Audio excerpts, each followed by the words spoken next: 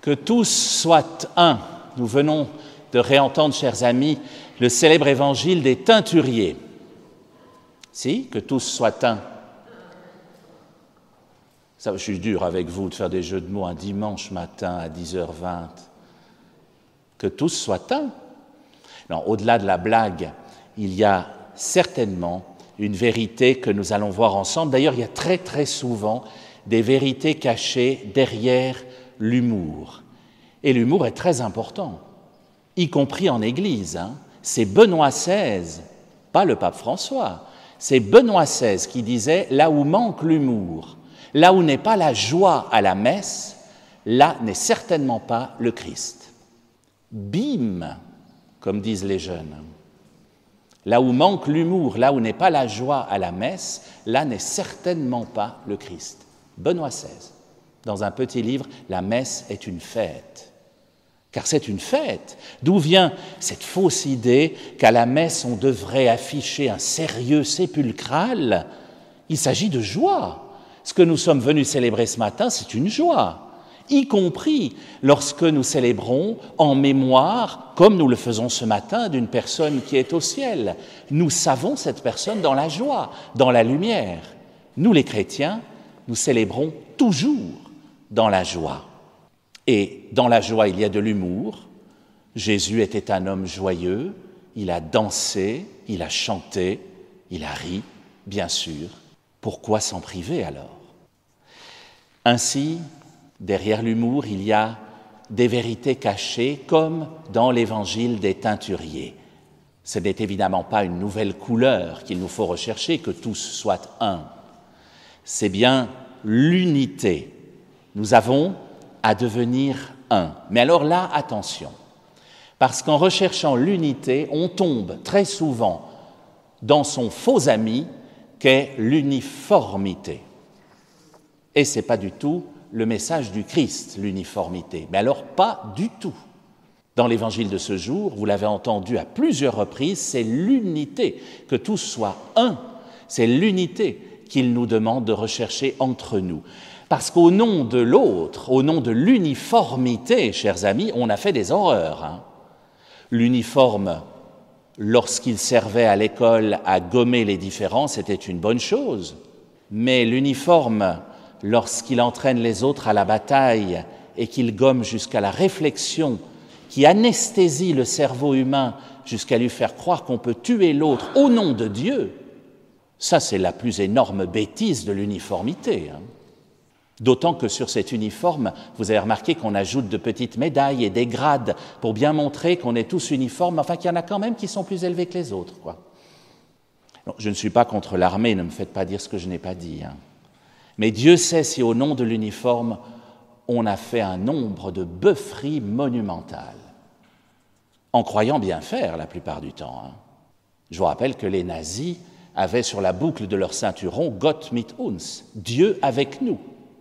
Est-ce que Dieu choisit un camp à la guerre? Non.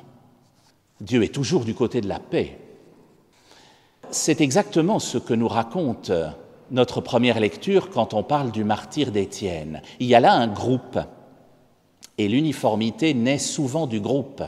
Il y a là un groupe excité par son chef, Shaoul, prononce parfois Saul, et qui deviendra Paul ensuite après sa conversion. Mais au départ, Shaoul, c'est un sacré voyou.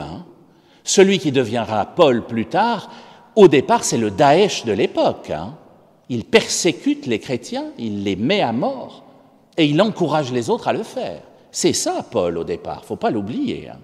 C'est d'autant plus beau alors que le Christ les choisit ensuite pour l'annoncer. Shaoul excite la foule pour que tous lapident Étienne au nom de la loi. Et la foule va le faire. Au nom du groupe, de la foule, d'un ordre donné, on est capable de faire parfois les pires horreurs.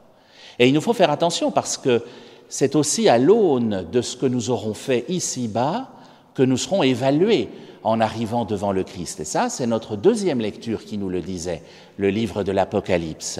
« Voici que je viens, disait le Christ, j'apporte avec moi le salaire que je vais donner à chacun selon ce qu'il aura fait. Au jour du jugement, pourrons-nous nous prévaloir d'unité ou devrons-nous nous excuser d'avoir cédé à l'uniformité? Allons-nous dire à notre Sauveur, pour nous justifier de toutes nos lapidations, « Mais Seigneur, j'ai fait comme tout le monde, moi. Je ne savais pas, moi. » Ou alors le célèbre « Mais Seigneur, je n'ai fait qu'obéir aux ordres. » Pour reparler des nazis, c'était leur ligne de défense au procès de Nuremberg, il faut le rappeler de temps en temps. Je suis innocent, j'ai obéi aux ordres. Voilà le fruit de l'uniformité, chers amis. Et en arrivant devant le Seigneur, je souhaite, moi le premier, et vous avec moi, que nous puissions lui dire, Seigneur, j'ai essayé de rechercher l'unité, j'ai peut-être pas toujours réussi, mais j'ai essayé de rechercher l'unité. L'unité dans mon cœur d'abord, à travers un psaume qui le dit, « Unifie mon cœur, Seigneur ». Et puis j'ai recherché l'unité dans le groupe auquel j'appartenais, non seulement ici à l'église, mais au bistrot aussi. J'ai essayé de rechercher l'unité dans ma famille, et Dieu sait si c'était pas simple. J'ai essayé de m'éloigner quand les discussions lapidaient quelqu'un en le jugeant, en lui collant des étiquettes. J'ai essayé de ne pas répondre, de quitter la table. J'ai essayé de rechercher l'unité, Seigneur, et ce n'était pas facile. L'unité et la miséricorde, comme Étienne dans la première lecture, qui, sous les pierres qui sont jetées contre lui, arrive encore à dire « Seigneur, ne leur compte pas ce péché ». Magnifique. Quel exemple de miséricorde absolue. C'est parce que son cœur était unifié qu'il pouvait avoir cette miséricorde. L'unité amène l'amour, la miséricorde, le pardon. Alors cette semaine, chers amis, si nous devions essayer de tirer quelques pistes de ces très beaux textes que nous avons entendus, je nous invite, vous et moi, à rechercher l'unité entre nous et non pas l'uniformité. Ce serait si triste si tous les membres du groupe chantant chantaient exactement la même chose. Ce serait l'uniformité, mais ce ne serait pas une symphonie.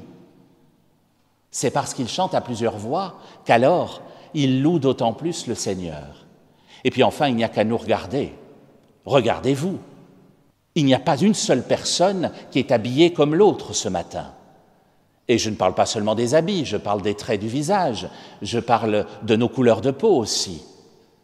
Ce serait absurde de rechercher l'uniformité. C'est parce que nous sommes tous différents que nous pouvons alors construire l'unité. Et c'est là que c'est beau.